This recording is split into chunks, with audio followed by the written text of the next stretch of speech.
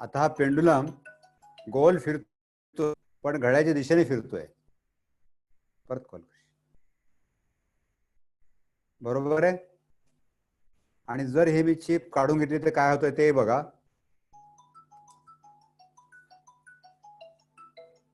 परत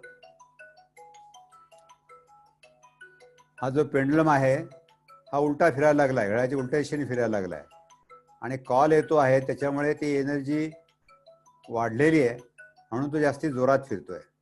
सगळ्यांच्या लक्षात आलं? ओके, ठीक आहे, थँक्यू.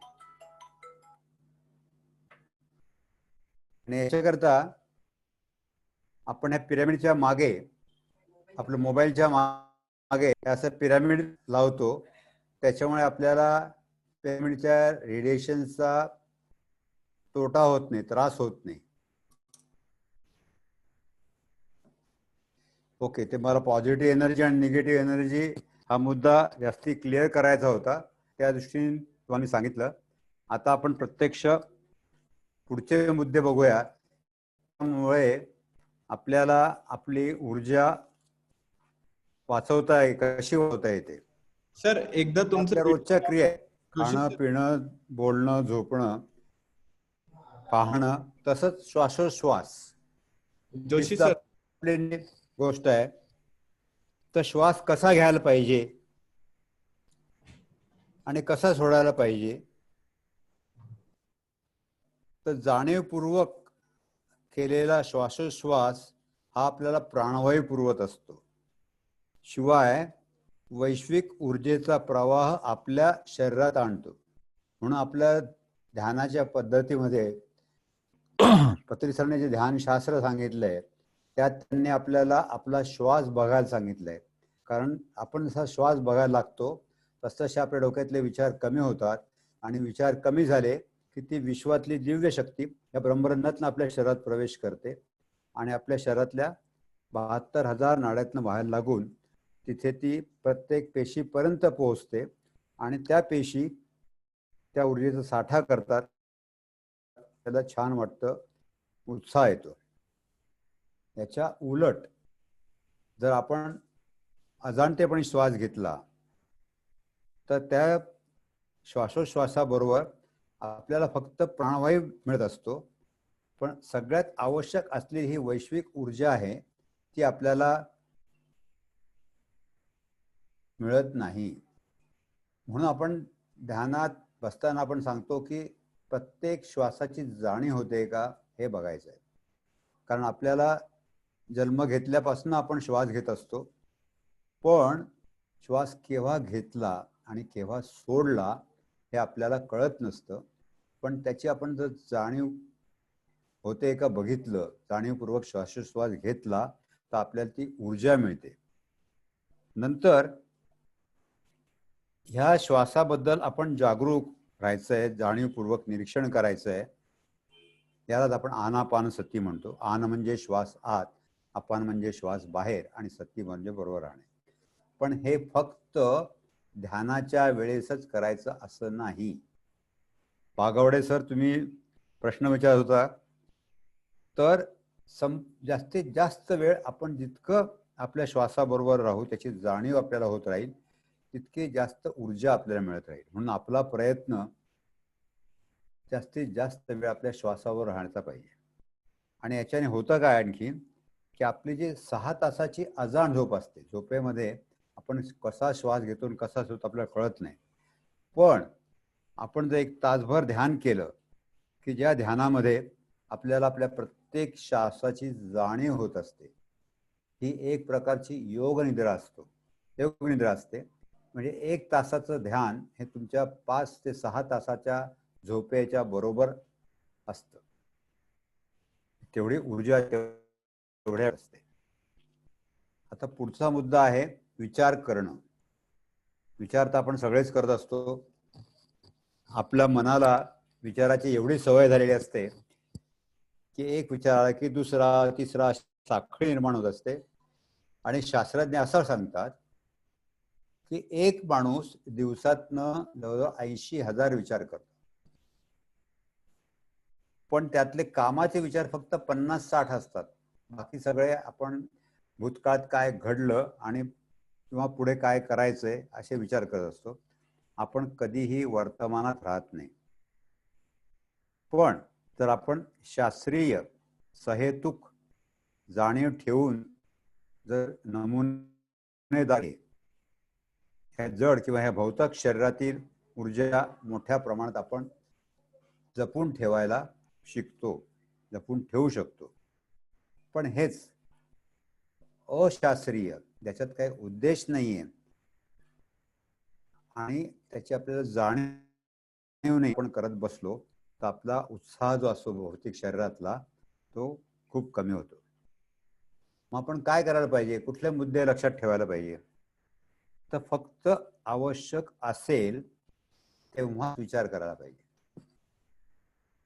हे शास्त्रीय दृष्ट्या शास्त्रोक्त पद्धतीने विचार करण्यासाठी म्हणजेच तर्कशुद्ध पद्धतीने विचार करण्यासाठी स्वतःला आपण प्रशिक्षण द्यायला पाहिजे, ट्रेनिंग द्यायला पाहिजे. हे आपोआप घडणारी गोष्ट नाही.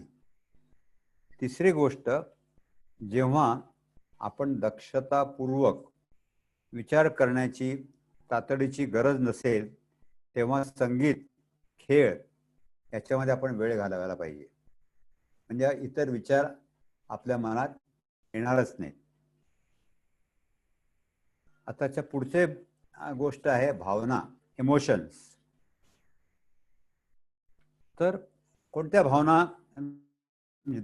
करुणा, एकात्मिकता, मोकळेपणा अशा अनेक प्रकारच्या सकारात्मक भावना ज्या आहेत त्यांच्यामुळे आपल्या भौतिक शरीरातील उत्साह, उमेद वाढवण्याला खूप मदत होत असते. याच्या उलट राग, मत्सर, भीती, द्वेष, स्वार्थीपणा, दडपशाही व ताठरपणा, अहंकार इत्यादी नकारात्मक भावना स्थूल शरीरातील ऊर्जा खूप कमी करतात. याचं एक आपल्या नेहमीच्या याच्यातलं खूप चांगलं उदाहरण आहे. आपण म्हणतो की आपण दुसऱ्यावरती चिडू नये, कारण चिडल्यामुळे आपलं ब्लड प्रेशर वाढतं, पण ज्याच्यावरती आपण चिडलेलो आहे त्याला काहीच होत नसतं. म्हणून राग, मत्सर, भीती ह्या सगळ्या निगेटिव्ह नकारात्मक ऊर्जा ज्या भावना आहेत त्या आपण टाळायला हव्यात आणि प्रेम, धैर्य, करुणा अशा भावनांचे आपण जास्ती मदत घ्यायला पाहिजे. पण याचा अर्थ असा नाही की आपल्या भावना आपण दाबून ठेवायच्या. तर भावना कधीही दाबून ठेवायच्या नाहीयेत. कारण विश्वाचा एक नियम आहे, शास्त्रीय नियम आहे की कुठलीही गोष्ट आपण फार काळ दाबून ठेवू शकत नाही. काही काळाने तिचा उद्रेक होतो, स्फोट होतो आणि मग तो जास्ती त्रासदायक असतो. म्हणून भावना दाबून ठेवायच्या नाहीत. पण मग आपल्या भावना व्यक्त करण्यासाठी आपण नेहमी तयार असल्याला पाहिजे. पण त्याच वेळेस आपण ज्या भावना व्यक्त करतोय तो जो आपला हक्क आपण बजावतोय तो करताना आपण नकारात्मक भावनांच्यावर ताबा मिळवायला हवा, स्वतःला त्याकरता ट्रेनिंग द्यायला हवं. तसंच जसं आपल्याला आपल्या भावना व्यक्त करायचं स्वातंत्र्य आहे तसंच समोरच्या माणसाला, इतरांना सुद्धा त्यांच्या स्वतःच्या भावना व्यक्त करण्याचा हक्क आहे. त्यांना तेवढे आपण स्वातंत्र्य द्यायला पाहिजे, मोकळेपणा द्यायला पाहिजे. त्याच्यानंतर इतरांच्या कृतीवर आपण ताबडतोब प्रतिक्रिया देऊ नये. पत्री सरांनी ध्यान महाचक्रमध्ये एक फार चांगला शब्द वापरला होता, कूल बेबी. म्हणजे शांत राहा. अगदी तुमच्यावरती कोणी चिडलं, तुमच्यावरती कोणी रागावलं तर त्यांचं म्हणणं असं आहे तुम्ही 24 तास त्याला काही उत्तर देऊ नका. आपली प्रतिक्रिया काय असते, कोणी एक दोन शब्द बोलले आपण 4 शब्द बोलतो, लगेच बोलतो, त्यात काही विचार करत नाही. जे आपण बोलतो ते बरोबर आहे, चूक आहे, काय नाही. तर पत्री सर सांगतात की तुम्ही 24 तास अशा निगेटिव्ह भावनांवरती तुम्ही स्वतःची काही प्रतिक्रिया देऊ नका. त्याच्यामुळे होणार काय, दोन गोष्टी घडतात. एक म्हणजे शब्दाला शब्द लागून ते वाढत नाही. दुसरी गोष्ट अशी की मध्ये तुम्हाला वेळ मिळाल्यामुळे त्या समोरच्या माणसाने त्या भावना व्यक्त केल्या त्या योग्य आहेत का अयोग्य आहेत हे आपल्याला जाणवतं. तसंच त्या समोरच्या माणसाला सुद्धा जाणवतं आणि मग त्यातली तुमची जी निगेटिव्हिटी आहे ते निघून जाते. आता पुढची गोष्ट आहे शारीरिक स्पर्श. आपण एकमेकांना मैत्रिणी, मायेने, आपुलकीच्या भावनेने जो स्पर्श करतो तो स्पर्श आपल्याला उत्साहित करतो. पण स्पर्शामध्येच जर आपण एखाद्याला प्रेम नसताना स्पर्श केला किंवा शत्रुत्वाच्या भावनेने स्पर्श केला, रागाच्या भावनेने स्पर्श केला, तर आपल्या ह्या शारीरिक स्पर्शामुळे आपल्या शरीरात निरुत्साह निर्माण होतो. मग आपण काय करायला पाहिजे, काय काळजी घ्यायला पाहिजे? तर लहान मुलांना, आपल्या लाडक्या प्राण्यांना नेहमी आपण मायेने स्पर्श करायला हवा. त्यांना प्रेमाने आलिंगन द्यायला हवं. आपले मित्र इतर सगळे जे आपल्याला भेटतात त्यांना आपण उत्साहाने हस्तांदोलन करणं नेहमी चांगलं असतं. आता या कोरोनाच्या काळात स्पर्श करू नका वगैरे काळजी आपल्याला घ्यावी लागते. पण याच्यापूर्वी जर तुम्ही बघितलं असेल तर पत्री सर स्वतः कुठल्याही कार्यक्रमात आले तर ते लोकांचे हात मिळवतात. तसं आपण प्रत्येकाशी हात मिळवायला पाहिजे प्रेमाने. म्हणजे त्या हस्तांदोलनावरनं या ऊर्जांचं देवाणघेवाण होत असते आणि आपल्या चांगल्या भावना समोरच्या माणसापर्यंत पोहोचत असतात. आता आणखीन एक गोष्ट आहे, आपली नेहमीची कामं आपण ती कशी करतो त्याच्यावर सुद्धा ह्या ऊर्जेचा संबंध येतो.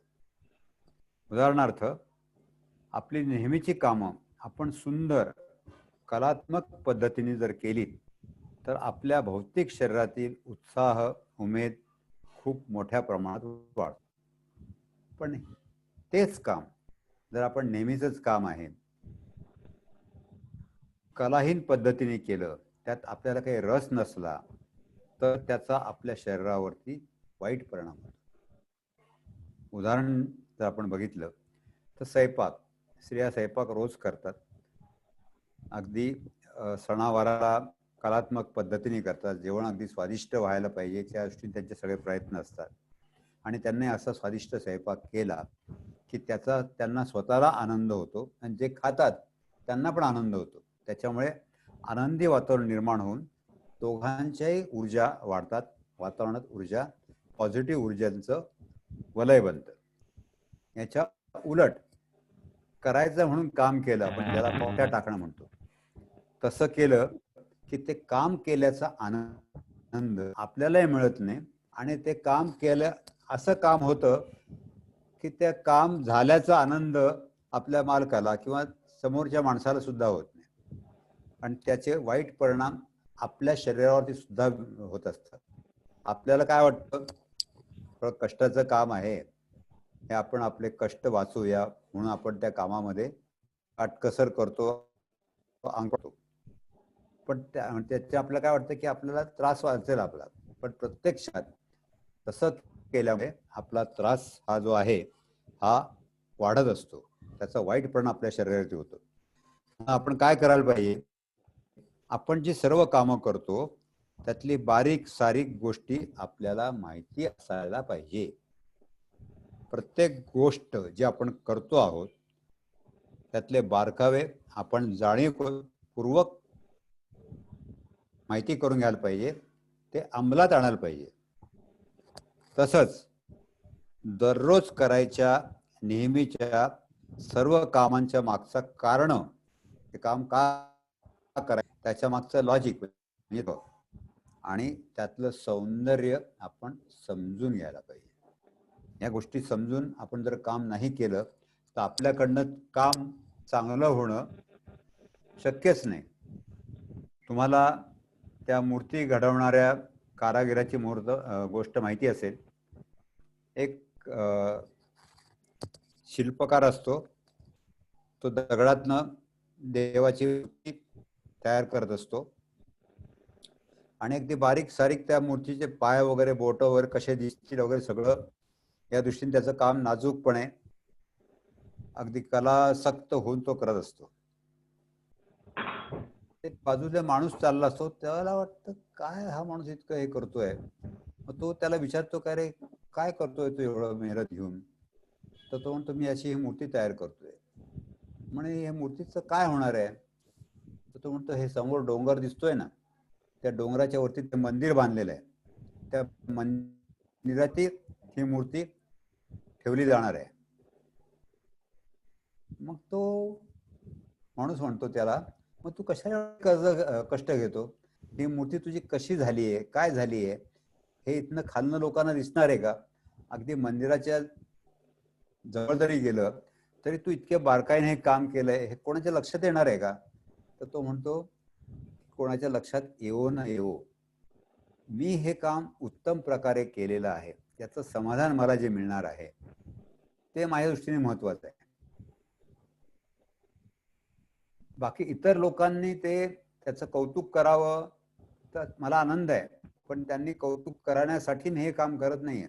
तर हे काम माझ्या हातनं उत्कृष्ट व्हावं याच्याकरता मी हे काम करतो. तर कामाच्या मागची भावना ही अशीच असावी.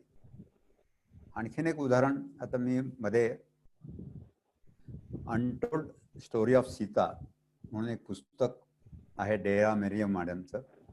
खूप छान पुस्तक आहे. सीतेबद्दलची आपल्या जी कल्पना आहे की ती गरीब गाय होती, तिच्यावरती खूप अन्याय झाला, मुकाळला, तर तशी ती नसून ती नारायणी म्हणजे लक्ष्मीचा अवतार होती आणि जगाच्या कल्याणाकरता तिने हा सगळा त्रास स्वतःहून स्वीकारला होता आणि त्यातनं तिने रामाच्या कार्याला, या पृथ्वीवरच्या रावणासारख्या दुष्ट शक्तीला नष्ट करण्यासाठी मदत केली होती. तर त्याच्यामध्ये तिच्या वडिलांबद्दल तिची एक सेविका असते मीनाक्षी म्हणून. त्या मीनाक्षी त्या सीता म्हणजे जनक राजाकडची मुलगी, त्या राजाकडे साफसफाईचं कामाचे मुकादम असतात, इन्चार्ज असतात. पण त्यांची काम करण्याची पद्धत इतकी छान होती की त्यांच्या हाताखाली बरेच माणसं होते, तर त्या माणसांकडनं काम व्यवस्थित होतंय का नाही ते बघायचे. जिथे व्यवस्थित होत नसेल तिथे स्वतः हाताने करायचे आणि ते काम उत्तम झाल्याशिवाय त्या काम मध्ये सोडून द्यायचे नाहीत. तर कामाच्या, मग तुम्ही कुठलंही काम कर, साफसफाई काम करतोय आपण, तर कॉम्प्युटरवरती काम करता, तुम्ही स्वयंपाक करता, तुम्ही इतर कामं करता, तर जे काम तुम्ही त्या कामामध्ये तुम्ही 101% द्यायला पाहिजे. म्हणजे तुम्हाला एक समाधान मिळतं, ऊर्जा मिळते. आणि हीच गोष्ट आपण जो व्यवसाय निवडतो, आपल्या चरितार्थ, ह्या ऐहिक जीवनातल्या चरितार्थ चालवण्यासाठी, आपलं कुटुंब चालवण्यासाठी आपण जो व्यवसाय निवडतो, जी नोकरी करतो, ती नोकरी करताना आपण काय काळजी घ्यायला पाहिजे हे सुद्धा पत्री सरांनी सांगितलेलं आहे. की ह्या ऐहिक जीवनामध्ये व्यवसायाची निवड आपल्या आवडीप्रमाणे आपण करायची आहे. विशिष्ट आपल्या प्रकृतीला जी मानवे स्वाभाविक कलाप्रमाणे आपण ती निवड करायला पाहिजे. आपली शारीरिक ऊर्जा योग्य प्रकारे उपयोगात आणून जीवनाचा उद्देश साध्य करण्यासाठी हे फार महत्वाचं आहे. पण आपल्या व्यवहारात काय होतं, प्रत्यक्ष एखादी गोष्ट आपल्याला आवडत नाहीये, व्यवसाय पण त्यात पैसे जास्ती मिळतात म्हणून आपण तो निवडतो. त्यातनं पैसे मिळतात सुद्धा, पण त्यातनं आपल्याला आनंद मिळत नाही, उत्साह मिळत नाही, समाधान मिळत नाही. आणि मग ते पैसे, ते जे मिळत असतात, ती जी ऊर्जा आपल्या शरीरात निर्माण झाली असते ती अशी वाया जाते. आणि जीवनाचा खरा उद्देश आहे तो आपण नेहमी आपल्या डोळ्यासमोर ठेवायला पाहिजे. आता तुम्ही बघायचं 10वी-12वीला मुलांनी कुठली बाजू घ्यावी, सायन्सला जावं का मेडिकलला जावं का इंजिनियर व्हावं, या गोष्टी घरामध्ये चर्चा होत असते. तर आपले आई वडील आपल्या मुलांमध्ये आपली स्वप्न बघत असतात. त्यांचं स्वप्न पूर्ण झालं नाही म्हणून ते स्वप्न त्या मुलांनी पूर्ण करावं असं आपल्या पालकांना वाटत असतं. म्हणून मग वडील म्हणतात की नाही नाही तू इंजिनियर हो. आईला वाटतं की आपल्या मुलाने डॉक्टर व्हावं. मुलाची इच्छा वेगळीच असते, पण तो निवड काय करतो, त्याचे मित्र कोणत्या बाजूला जात आहेत, ते कोणती शाखा निवडतायत त्याच्यावरती त्याची निवड ठरत असते. कारण त्याला पुढे काही ह्या गोष्टींबद्दल माहित नसतं. किंवा आता इंजिनिअरिंगला जायचंय, ठीक आहे इंजिनिअरिंग व्हायचंय, मग कोणती ब्रँच घ्यायची, मेकॅनिकल घ्यायची का इलेक्ट्रॉनिक्स घ्यायची का आता कॉम्प्युटरला जायला पाहिजे. तर ज्या याला चांगलं भविष्य नोकरी मिळण्याची शक्यता आहे तिथे आपण जातो. पण त्यात जर तुम्हाला रस नसेल तर तुम्ही त्या भानगडीत पडू नका. जे गोष्ट तुम्हाला आवडते, तुमच्या स्वभावाची मिळती जुळती आहे तीच तुम्ही करा. आणि याच्याकरता आता पाटील सर जे आहेत आपले, परवाचे 2 दिवस त्यांचे क्लास झाले, त्याच्यामध्ये ते 10वी-12वीच्या मुलांना त्यांच्या त्या ऊर्जेच्या अभ्यासाने, त्या लेसर अँटेनानी मुलांना गायडन्स देत असतात की तुमच्या आतमध्ये, कारण मुलांना कळत नाही आपल्याला नेमकं काय करायचं ते म्हणून, पण त्या मुलांना मग ते त्यांची एनर्जी बघून त्यांचा कल काय आहे ते सांगतात. की जसं आता आपल्याकडे ॲप्टिट्यूड टेस्ट घेतली जाते, शाळांमध्ये सुद्धा याची सोय झालेली आहे. त्याच्या मागचा उद्देश हाच आहे की तुम्ही कोणता कोर्स निवडायला पाहिजे, तुमच्या मध्ये कोणते गुण आहेत, कारण विशिष्ट व्यवसायाला विशिष्ट गोष्टीचे गुण तुमच्या स्वभावात असायला पाहिजेत, तरच तुम्ही ते कोर्सेस यशस्वीप्रमाणे पूर्ण करू शकता. त्याच्याकरता ही निवड करण्यासाठी पाटील सर आपल्या ह्या मुलांना 10वी-12वीच्या मुलांना मोफत मार्गदर्शन करत असतात. त्याचे सेंटर्स आपण आपल्या पिरामिड मेडिटेशन सेंटरमध्ये त्यांचे असे सेमिनार अरेंज करत असतो आणि याचं मार्गदर्शन सगळ्यांना विनामूल्य दिलं जातं. तर त्याच्याकरता सुद्धा तुम्ही पाटील सरांना कॉन्टॅक्ट करू शकता. व्यवसाय निवडताना, आपलं करिअर निवडताना आपण कोणती गोष्ट आधी करायला पाहिजे हे आपण शोधून काढायला पाहिजे. नंतर आपले ऐहिक व्यवसाय आपल्या जीवनाला आधार देणारे पूरक असायला पाहिजेत आणि आपल्या मूलभूत गरजा ज्या आहेत ते बरे असावेत. फक्त आपल्या मनाच्या लोभासाठी किंवा समाधानासाठी नसावेत. आपले सांसारिक व्यवसाय आपल्या खऱ्या आध्यात्मिक उद्देश पूर्तीला आधार देणारे असावे, हे महत्वाचं आहे. आणि त्याच्यातच तुम्हाला खरा आनंद मिळत असतो. आता याचा अगदी व्यवहारात आपल्याला नेहमी दिसणारं उदाहरण आहेत. आपण अनेक कलावंत बघतो, तर काही आता डॉक्टर लागू त्यांच्या मागे ते डॉक्टर आहेत, मग त्यांनी डॉक्टरकी पूर्ण केली पण नंतर ते नाट्य व्यवसायात उत्तम नट कसे काय झाले, तर त्यांचा मूलकल तिकडेच होता. पण त्यावेळेसच्या परिस्थितीमुळे आई वडिलांच्या किंवा त्यांनी ते डॉक्टर्स पूर्ण केला, चांगल्या प्रकारे डॉक्टरची प्रॅक्टिस केली, परंतु प्रत्यक्ष त्यांना इकडे रस असल्यामुळे त्यांनी त्यात भाग घेतला, स्तरावरती गेले. असे अनेक उदाहरणं आपल्याला की शिक्षण एक झालेलं आहे आणि माणूस वेगळ्याच हेत झालेला आहे. अगदी आपल्या पत्री सरांचं जर आपण उदाहरण बघितलं तरी तर पत्री सरांनी वेगवेगळ्या प्रकारचे कोर्सेस केले कॉलेजमध्ये आणि नंतर ते सायंटिस्ट बनले आणि त्यांनी त्या व्यवसायात हे केलेले. त्यांनी लॉचा अभ्यास केला, त्यांनी ह्या IAS च्या परीक्षा दिलेल्या आहेत. तर म्हणून आपण व्यवसाय निवडताना, करिअर निवडताना ही पण काळजी घ्यायला पाहिजे की जो व्यवसाय आपल्याला मानवतोय आणि आपल्या सांसारिक जबाबदारी सुद्धा पूर्ण करायला आधार देतोय, असेच व्यवसाय आपण निवडायला पाहिजे. आता अशा प्रकारे पत्री सरांनी आपल्याला हे शरीर ऊर्जा वृद्धी तंत्र सांगितलेलं आहे. त्यात त्यांनी या सगळ्या बारीक सारीक गोष्टी आपल्या नेहमीच्या व्यवहारातल्या आपण कशा बघायला पाहिजे, प्रत्येक गोष्टीची जाणीव आपण ठेवायला हवी, हे त्यांनी विशद करून सांगितलेलं आहे. कारण मग तो श्वास असो की जेवण असतो की अभ्यास करतानाची स्थिती असो किंवा अभ्यास निवडण्याची, आपलं करिअर निवडण्याची गोष्ट असो, ही आपण जाणीवपूर्वक करायला पाहिजे. कॅज्युअली गोष्ट आपण घेता कामा नये. त्याचे परिणाम आपल्याला व्हावे लागतात. म्हणून आपण प्रत्येक जागरूक असणं आवश्यक आहे.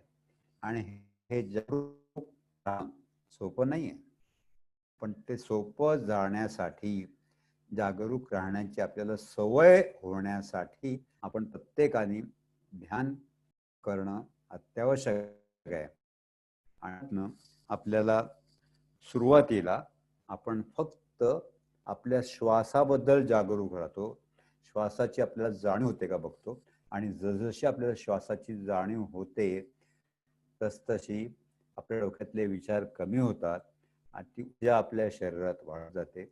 आणि नंतर आपल्याला प्रत्येक गोष्टीबद्दल आपली प्रत्येक कृती, प्रत्येक ॲक्शन ही जाणीवपूर्वक होत असते आणि त्याचा आणखीन आपल्याला फायदा होतो. अधिकस्य अधिकम फलम. तेव्हा परत आपण ध्यानावरती येतो आहोत. आता आपलं वेळ पण झालेली आहे, तर मला वाटतं आपण एक 20 मिनिटं ध्यान घेऊया. चालेल रोहित सर? हॅलो. हा सर, बरोबर आहे सर. आपण मेडिटेशन घेऊ सर. पत्री सरांचं मी म्युझिक लावतो, जर पाहिजे असलं तर, नाहीतर तुम्ही लावू शकता सर. आता 10 वाजून 11 मिनिटं झाली आहेत, म्हणजे 10 सव्वा 10 होत आहेत. आपण ध्यानाला सुरुवात करूया. एक 20 मिनिटं ध्यान करूया आणि नंतर मग कोणाचे प्रश्न असतील तर विचारूया. चालेल का? आधी प्रश्न विचारायचे?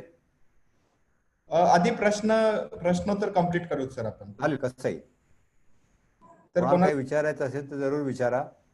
हात वर करा म्हणजे रोहित सर त्यांना हे करतील. तर कोणाला काही क्वेश्चन आहेत का? Anshu madam, Kamala Gardas, Madhuri madam, Meenakshi madam, Muralidhar sir, Pramod sir, कोणाला काही विचारायचं असलं तर विचारा तुम्ही. काही क्वेश्चन असेल तर तुमचं.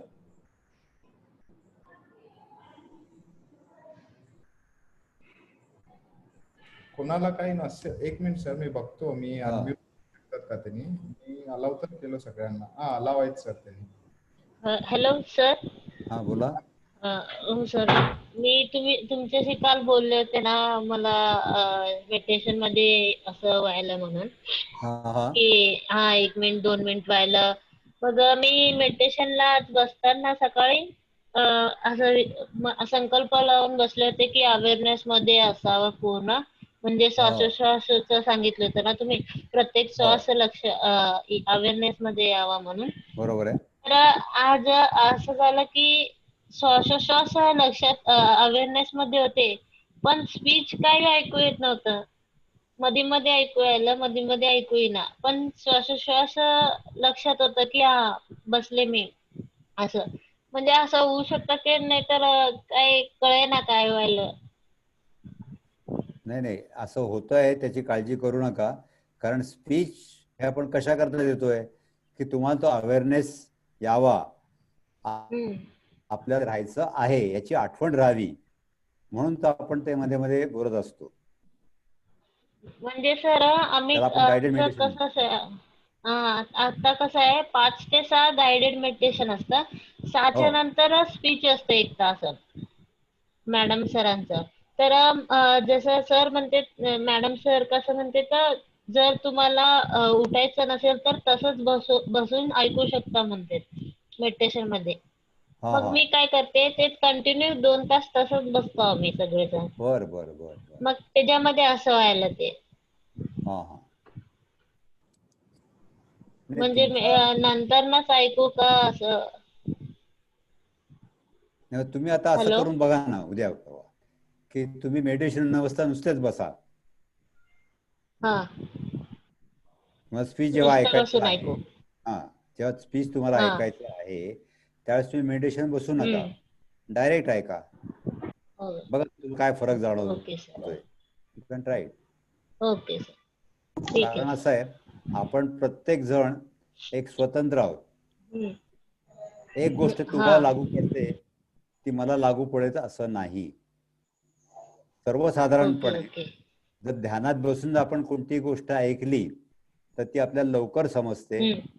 आपल्यात लवकर रिसीव्ह होते हा. आणि आपल्याला चांगली लक्षात राहते. हा सर्वसाधारण नियम हो आहे, सर, करेक्ट आहे. कॉमन आहे. परंतु काही लोकांच्या बाबतीत असंही होऊ शकतं की तुम्ही जसं म्हणलात की तुम्हाला मधले तुम्ही त्या तंद्रीत जाता, ध्यानावस्थेत जातात आणि तुम्हाला हम्म. बाहेरचे काहीच हा हा. जाणीव राहत नाही. हा सर. हा. बरोबर. म्हणून तुम्ही आता असाही प्रयोग करून बघा हा. की स्पीच जेव्हा आहे तेव्हा ध्यान करायचं नाही, त्या प्रत्यक्ष ऐकायचे, डोळे उघडे ठेवायचे. मॅडम काय सांगायचं, नोट्स असतील तर नोट्स लिहून काढायच्या, म्हणजे काय महत्वाचे ओके मुद्दे. सर. असा एक प्रयोग तुम्ही करून बघा. Can try. Okay sir. Okay, thank you sir. Thank you. Joshi sir नमस्कार. नमस्कार. सर मला एक विचारायचं होतं सर. बोला. ध्यान करताना आता मला जवळपास एक 50-55 दिवस होत आहेत आता. Very good, great. मग आता एक 3-4 दिवसापासून असं होतंय सर, ध्यानचं म्हणजे टायमिंग वाढलंय माझं. सकाळी एक 1.5-2 तास आणि संध्याकाळी 1 तास, असं म्हणजे जवळपास एक दिवसभराचं एक 3 तास पर्यंत वाढलेलं आहे. छान आहे, चांगलं आहे. असं ध्यान करताना म्हणजे असं व्हायला लागलंय की शरीरात एक प्रकारचं उष्णता निर्माण झाल्यासारखं वाटायला आहे. होते. शरीरामध्ये ऊर्जा आहे असं वाटायला लागलंय मला. हो, आणि शरीर एक असं उष्ण झाल्यासारखं वाटायला लागलंय. पण बरोबर आहे. ऍक्च्युली टेम्परेचर वगैरे चेक केलं असतं तर टेम्परेचर कमी आहे. टेम्परेचर नाहीये शरीरात, पण आतून नॉर्मल मला आहे. असं उष्म म्हणजे असं गरम असल्यासारखं फील हो, व्हायला. उष्णता जाणवते काही लोकांना. तुम्हाला अजून काही त्रास होत नाही ना? पण त्रास म्हणजे असं एकदम शरीर म्हणजे असं गरम एकदम असं तापल्यासारखं वाटायला लागलंय. हा, नाही, ते भाग झाला, परंतु उष्णतेमुळे होणारा त्रास काय? त्रास म्हणजे काही काही आहे लोकांचं तोंड येतं, नाही काही तसं लोकांना तसं काय होत नसेल तर काळजी कारण नाही. आणि समजा काही लोकांना तर खूप त्रास होतो, तर मग त्यांना आपण काय करतो, काय सांगतो की दुर्वांचा रस, म्हणजे जसं आपण नागिण झाली वगैरे की आपल्या अंगात उष्णता वाढत असते, तर अंगातली उष्णता कमी होण्यासाठी आपण अशी आयुर्वेदिक औषधं किंवा हे घ्यायला सांगतो, किंवा पाणी जास्ती प्यायला सांगतो याच्यामध्ये. तर तसं तुम्ही करून बघा. तुमचं जेव्हा तुम्हाला उष्णता वाढली आहे म्हणून, मी ऑब्झर्व केलेलं आहे, ध्यान केल्यानंतरच ते उष्णता वाढलेली असते. वाढते ना, बरोबर आहे. हा, तुम्ही ध्यान कसं करता? तुम्ही पिरॅमिड ठेवून करता का पिरॅमिडच्या खाली बसून करता, कसं करता? पिरॅमिड टोपी घालून करतोय सर मी. हा पिरॅमिडची जी टोपी आहे ना, हे कॅप, हा ही कॅप घालून करतोय. बर. आता तुम्ही असा एक प्रयोग, कॅप न घालता ध्यान करा आणि तुमची उष्णता तुम्हाला कमी वाटते का जास्ती वाटते, काही फरक वाटतो का ते बघा. सकाळच्या वातावरणात सकाळी 5 वाजता मी बसलेलो असतो, त्यावेळेस एवढी थंडी असते, तरी त्या थंडीमध्ये सुद्धा मला उष्मा जाणवायला लागतो. होतं ना. ध्यानामुळे आपल्या शरीरातली उष्णता वाढत असते. दुसरी गोष्ट, जेव्हा तुम्ही पिरॅमिडची टोपी घालून ध्यान करता, म्हणून आपण पत्री सरांनी सांगितलंय, म्हणून आपण काय करतो सांगतो की ध्यान करण्याच्या आधी तुम्ही एक पेला पाणी प्या. पितोय ना सर. आणि ध्यान संपल्यानंतर सुद्धा 1-2 पेले, तुम्हाला जशी गरज असेल त्याप्रमाणे तुम्ही पाणी प्या. बरोबर आहे, पाणी प्यायला सांगतो आपण. त्याचा मागचा उद्देश हाच आहे. परंतु काही लोकांच्या शरीरात त्याच्यापेक्षाही जास्त उष्णता निर्माण होते. मग याला उपाय काय सर, म्हणजे कमी होईल जाईल का पुढं? पुढे आपोआप ती कमी होत जाईल. आणि कमी, तुम्हाला जर त्याचा त्रास व्हायला लागला, तुम्हाला मी सांगितलं त्याप्रमाणे तुम्ही ह्या उष्णता, शरीरातली उष्णता कमी होण्याचे उपाय करू शकता. म्हणजे तसं तर आता तोंड येणे तसं काय प्रकार झालेला नाहीये. नाही, म्हणून ते मग काही काळजी करायचं कारण नाहीये. पण माझं शेड्यूल मला म्हणजे एकदम उष्ण वाटायला लागलंय, म्हणजे एकदम होतं वाटतं जाणं, अगदी बरोबर आहे. ते क्लिन्झिंग प्रोसेस आहे सर. ते म्हणजे तुमच्या बॉडीमध्ये काय तर म्हणजे असेल तर ते क्लीन करते. तर ते क्लीन करताना खूप त्रास होतोय तुम्हाला अगोदर. म्हणजे असं नॉर्मल क्लीन होत नाही ना सर. जसं आपण एक गोळी घेतला, एक डोकं दुखलं आपल्याला, आपण सिनेरिस्ट घेतला आणि ते नॉर्मल कमी होत आहे ना. परंतु मेडिटेशन मध्ये तसं ट्रीटमेंट नसतंय. तुम्ही जेव्हा तुम्हाला डोकं दुखतंय तेव्हा मेडिटेशनला बसला तेव्हा अजून जास्त दुखतंय. कारण की ते पूर्ण कमी करते, म्हणजे जास्त वाढवून ना त्याचं लेवल हाय करून पूर्ण तुम्हाला परमनंट कमी करते ते डोकंदुखी. आता तुम्हाला जे एक्सपिरियन्स होत आहे ना सर, ते म्हणजे ते कमी करत आहे तुमच्या शरीरात काही तर कमी आहे, काही तर म्हणजे एक एक पार्ट, तर ते क्लिन्झिंग करत आहे सर. ते तुम्ही कंटिन्युअस मेडिटेशन करा सर, काय त्याचा प्रॉब्लेम होत नाही. मेडिटेशन मध्ये तर काय होतच नाही सर. जर ते तुम्हाला एक्सपिरियन्स येत असेल तर तुमचं क्लिन्झिंग काय तर तुमच्या शरीरात ट्रीटमेंट चालू आहे, ते नैसर्गिक ट्रीटमेंट. अगदी बरोबर, रोहित सांगतात ते अगदी बरोबर आहे. आता बघा, आपल्याला ताप येतो, तर आपला आजारी आहे तसं नाही. आपल्या शरीरामध्ये आपल्या पांढऱ्या पेशी जेव्हा या लढाई करतात, तर त्या लढाईमध्ये आपल्या शरीरातली उष्णता वाढत असते आणि मग आपल्याला तो ताप येत असतो. तर हा ताप जो आहे हा तुमच्या शरीरातल्या शुद्धीकरणाचाच भाग आहे. तसं ध्यानामध्ये त्याला नाडी शुद्धी म्हणतात. जेव्हा ती ऊर्जा या ब्रह्मरंध्र आपल्या शरीरात प्रवेश करते ध्यानामध्ये, की डोक्यापासून तर पायापर्यंत आपल्या शरीरामध्ये 72,000 नाड्या आहेत. त्या नाड्यांमधनं ती ऊर्जा व्हायला लागते आणि जिथे जिथे ब्लॉकेजेस आहेत, अडथळे आहेत, तिथे ती स्वच्छ करतात. जसं रोहित सरांनी सांगितलं. तर आपल्या सगळ्यांचा अनुभव आहे, जेव्हा आपल्या घराची आपण साफसफाई करतो किंवा कुठे कचरा झाला असेल तर साफसफाई करतो, तर साफसफाई करताना आपल्याला त्रास होतो किंवा जर ते त्रास होतो म्हणून आपण जर साफ करणं अर्धवट सोडून दिलं तर आणि आपल्याला बरं वाटत नाही, उत्साह वाटत नाही. म्हणून आम्ही ध्यानातला आपले जे अनेक अनुभव असतात, त्यात ध्यान करताना काही लोकांना म्हणजे असं अर्धा पाऊण तास जरी आपण ध्यान घेतलं तर काही लोकांना असा अनुभव येतो की त्यांचं जे दुखणं आहे ते वाढलंय, म्हणजे कंबरदुखी आहे, डोकेदुखी आहे, तर ध्यान चालू असताना ते दुखणं वाढलंय असा काही लोकांना अनुभव येतो. मग ते म्हणतात की तुम्ही आता आम्हाला सांगता की ध्यानाने गोळ्या औषधं न घेता सगळे आजार बरे होतात, आमचं तर दुखणं वाढलंय, मग कशाला ध्यान करायचं. त्यामुळे त्यांना ते सांगतो की तुमची क्लिन्सिंग प्रोसेस आहे, तुमच्या शरीराची चालू आहे, साफसफाई चालू असते तेव्हा त्रास होणारच. तो त्रास सहन करून तुम्ही जर ध्यान चालू ठेवलं साधना, तर तुमचा आजार मुळापासनं आणि कायमचा गोळ्या औषधं न घेता बरा होत असतो. तसंच ह्या लोकांना नंतर असा सुद्धा अनुभव येतो की आपण त्यांना विचारतो की तुमचं ध्यानामध्ये तुम्ही म्हणता की डोकेदुखी वाढली, आता कसं वाटतंय, तर ध्यानातनं बाहेर आल्यानंतर काही वेळाने त्यांना छान वाटतं. तेव्हा ही तुमची रोहित सरांनी सांगितलं ते बरोबर आहे की तुमची क्लिन्सिंग प्रोसेस चालू आहे, त्याच्यामुळे तुम्ही त्याच्याबद्दल पण काळजी जरूर घ्या की तुम्हाला ती उष्णता टेरेबल झाली किंवा असे त्याचे साईड इफेक्ट जर दिसायला लागले तर आयुर्वेदिक पद्धतीने किंवा पाण्यात पाय बुडवून तुम्ही बसू शकता. अशा पद्धतीने ते आपोआप नॅचरल पद्धतीने ती उष्णता बाहेर कशी पडेल याचं तुम्ही करू शकता. आणि तुम्ही जास्त पाणी प्या सर. म्हणजे कधी सुद्धा लक्षात ठेवा सर, तुम्ही मेडिटेशनला बसण्याच्या अगोदर 1 ग्लास पाणी प्या.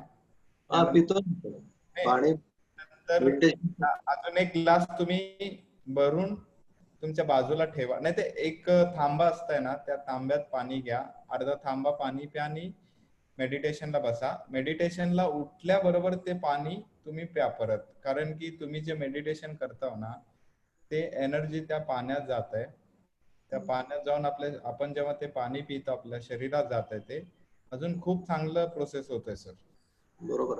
दुसरी गोष्ट, तुम्ही शक्यतो ना सकाळी मेडिटेशन करत जावा. म्हणजे सकाळच्या वेळेस 6 ते सकाळीच करतोय आता 21 दिवसाचा जे कोर्स आहे ना रामराजू सर घेतात. दिवस संपल्यानंतर मी तुम्हाला रिक्वेस्ट करतो सर ते कंटिन्यू करा. हा. कारण तुम्हाला ना एक सकाळी जे मेडिटेशन करतो ना आपण त्याचं मी सांगू शकत नाही काय म्हणजे ते आपण त्याला किंमत देऊ शकत नाही तसलं मेडिटेशन होतं ते. हा बरोबर आहे. शक्यतो तुम्ही सकाळी 5, 5:30 नाहीतर 5:30 ते 6. आता मी कसं आता जोशी सरांचा सुद्धा क्लास आहे ते क्लासमध्ये करा सकाळचं. कारण की ना तुम्हाला जे सकाळी तुम्ही जे करता ना खूप एनर्जेटिक असतं ते. बरोबर. कारण की वातावरण आणि टेरेस वरती करा नैसर्गिक सोबत आणि सगळं मेडिटेशन झाल्यानंतर 1-5 मिनिट तुम्ही डोळे उघडून आकाशात बघून तुम्ही मेडिटेशन करा. त्याला काय तर म्हणतात सर एक कुठलं तर मेडिटेशन आहे ते माझं लक्षात येईना ते प्रेमनाथ सर सांगितलं होते ते.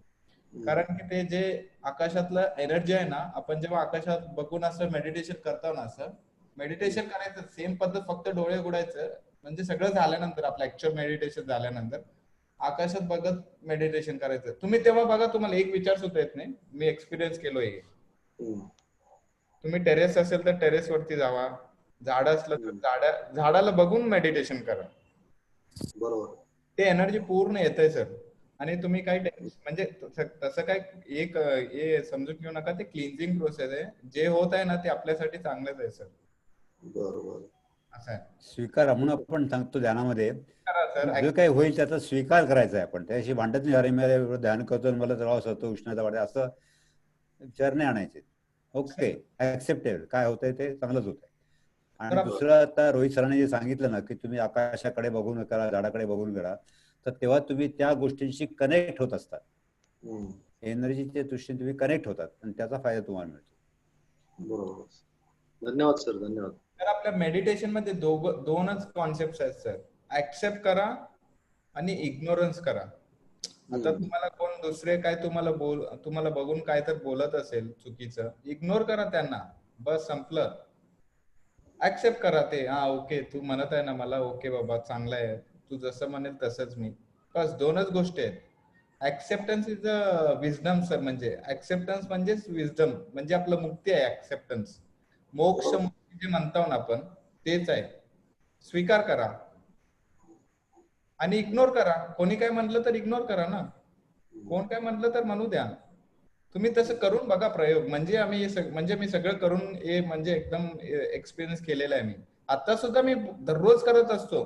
एखादा चूक झालंय ना माझं मी अगोदर विचारतो अरे मी काय केलो माझ्यात काय तर चूक आहे काही माझं विचार म्हणजे एक काम चुकीचं झालं मी अगोदर विचार करतो या कामासाठी मी काय तर विचार केलो का चुकीचं. आपण काय करतो मी बी अगोदर काय चुकलं तर ना मी दुसऱ्यांच्या वरती टाकत होतो. अरे हे तसं आहे तुझ्यामुळे झालं हे त्याच्यामुळे झालं. That is not good sir. म्हणजे मेडिटेशन म्हणजे पत्री सर तेच म्हणतात no complaints no judgement non interference. बस आपण काय करायचं दुसऱ्या बाबतीत कंप्लेंट करायचं नाही. तेच मेडिटेशन आहे. दुसऱ्यांबाबतीत निर्णय घ्यायचे नाही तेच मेडिटेशन आहे. तुम्ही मेडिटेशन केलं नाही तर सुद्धा चालेल सर. हे 3-4 कॉन्सेप्ट आपण फॉलो केलं ना तेच.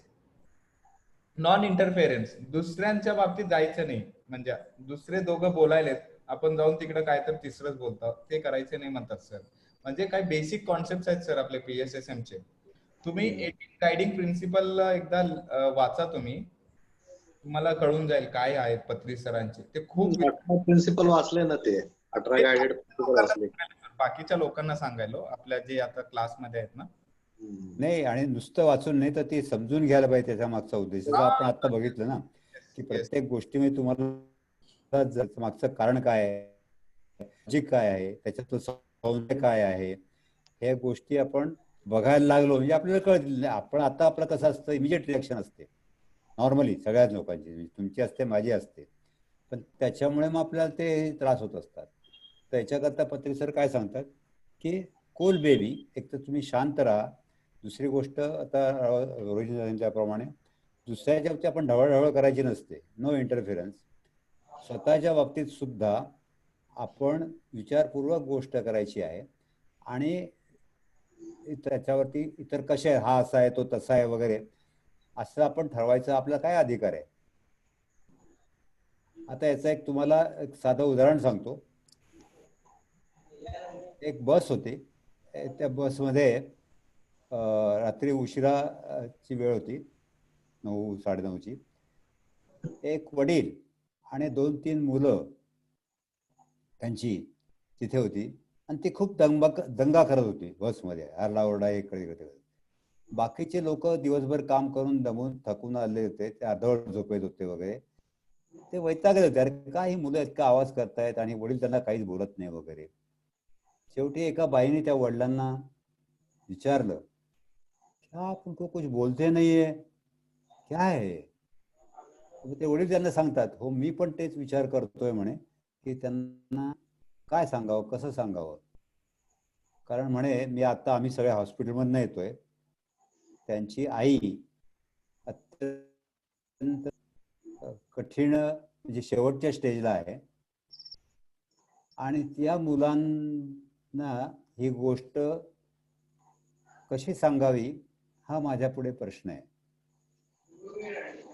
ही परिस्थिती कळल्यानंतर त्या बस मधल्या लोकांची रिॲक्शन बरोबर उलटी झाली. त्यांना त्या मुलाची करुणा वाटायला लागली, त्यांच्याबद्दल प्रेम वाटायला लागलं आणि त्या मुलांवरती रागवण्याच्या ऐवजी त्यांच्याशी प्रेमाने व्हायला लागले. तर समोरचा माणूस असा करतो आहे कसा,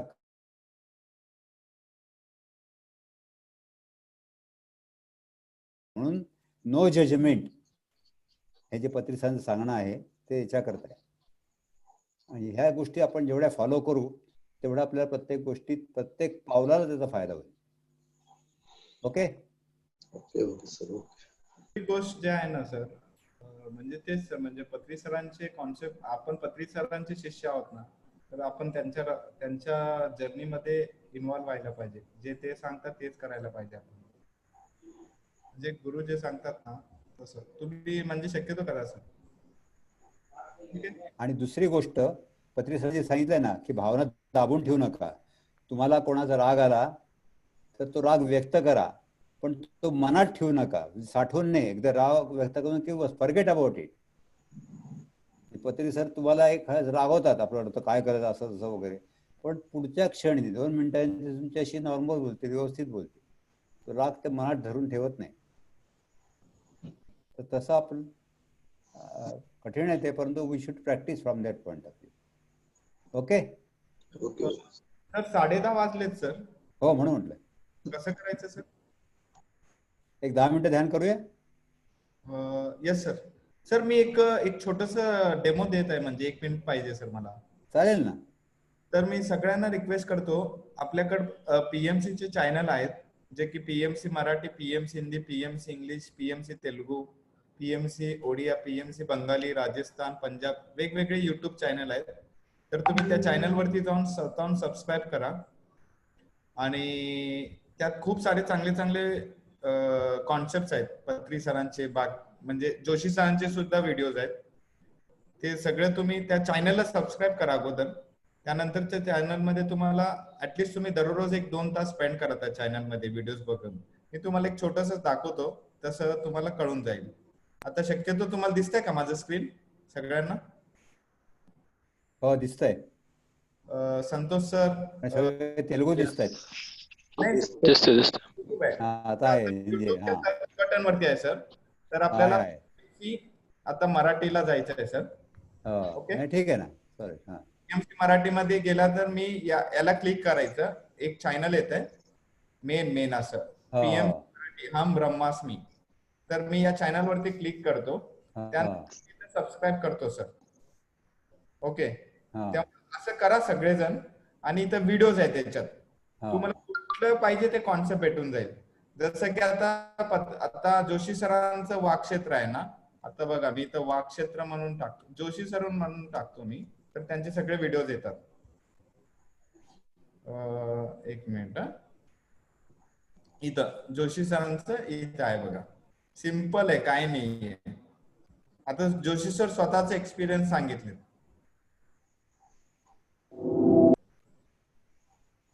आपण तसं तुम्हाला आता हिंदी सुद्धा, हिंदी पाहिजे असलं तर पीएमसी हिंदी मारा. आणि पीएमसी हिंदी मध्ये जाऊन याला सबस्क्राईब करा. आता मी पीएमसी हिंदी मध्ये जातो, असं क्लिक मारतो, संपलं. आणि याच्यात सगळे व्हिडिओज असतात, पत्री सरांचे कॉन्सेप्ट सुद्धा आहेत त्याच्यात. आता तुम्हाला दाखवतो, अर्धनारेश्वरी कॉन्सेप्ट सांगितले सरांनी.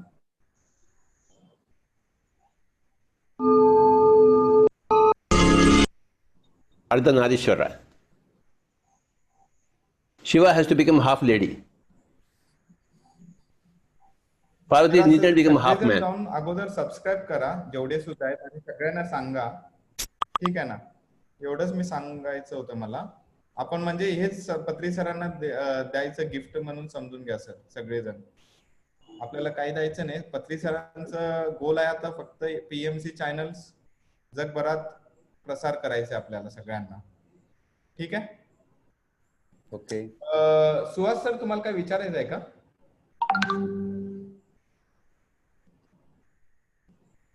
सुहास सर, सुहास बागवडे सर, तुमचा हात दिसतोय, तुम्हाला काय विचारायचं आहे का आता? नाही, त्यांनी नसेल मग. हा तर मग मी म्युझिक लावू दे का सर? हा, चालेल ना.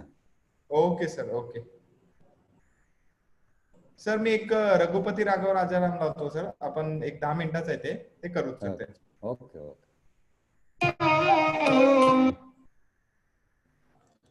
सगळ्यांनी आरामात बसायचं आहे. सगळेजण आरामात बसा मेडिटेशनला.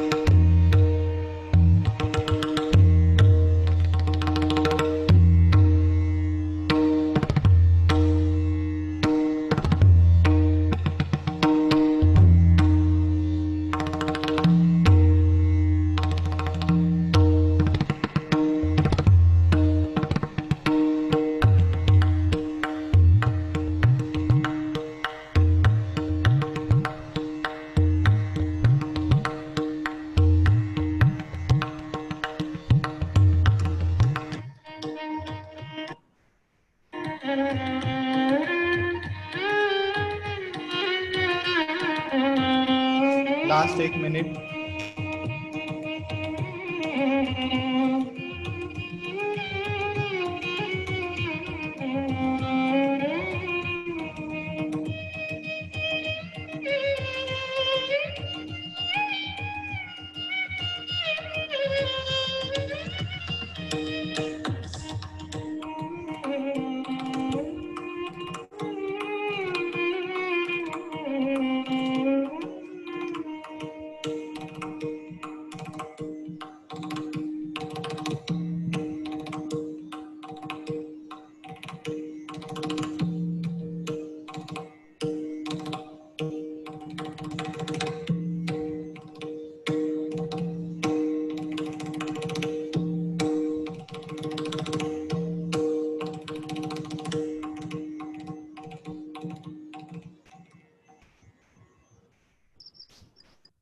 तर सगळेजण आपले दोन्ही हात आपल्या डोळ्यावरती ठेवा एक 5 सेकंद साठी. 5 4 3 2 1 0.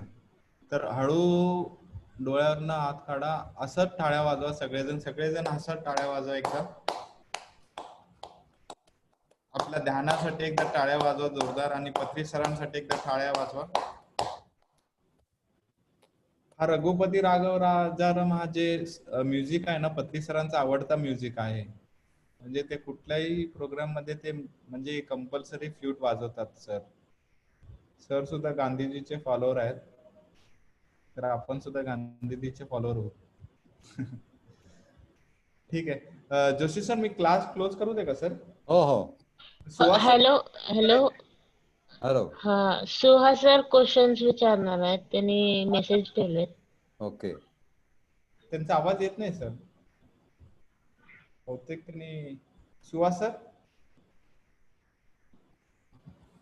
ठीक आहे सर आपण क्लास क्लोज करूयात. चालेल. मॅडम तुम्ही क्लास क्लोज करा प्लीज. ओके.